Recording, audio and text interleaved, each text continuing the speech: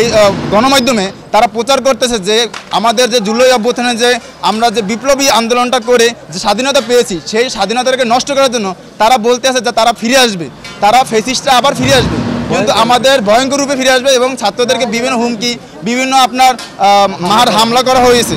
দেখা যায় এই মাধ্যমে বিভিন্ন রাতের অন্ধকারে পোস্টার লাগানো বিভিন্ন পরিকল্পনা চলতে আছে এবং বিভিন্ন মিছিল করে তারা দেখা যায় বিভিন্ন মানুষকে অরাজকতা সৃষ্টি করতে আছে। যার কারণে আমরা দেখা যায় এই প্রতিবাদে আমরা চাইতেছি যে যাদের এই যে বরিশালের মাটিতে যারা ফেসিবাদ আছে তাদেরকে আমরা রাখবো না, তাদের কোনো বাসস্থান থাকবে না, তাদেরকে নিচ্ছিন্ন করে তাদেরকে ভারত পাঠিয়ে দেবো। এই দেশ তাদের না, এই দেশ স্বৈরশাসকের না, এই দেশ অত্যাচারীদের না, এই দেশ কোনো নির্যাতনের কোনো নেতাদের না, এই দেশ আমার আপনার দেশ।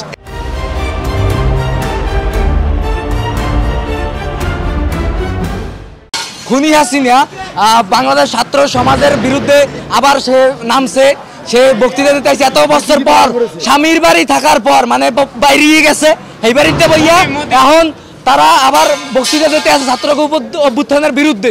বলতেছে যে আমরা নাকি আমাদের উস্কানি দেওয়া হয়েছে, মাস্টার মাইন্ড অমুক। আমাদের কোনো মাস্টার মাইন্ড নেই, আমরা নিজেরা রক্ত দিয়ে এই যুদ্ধ করছি।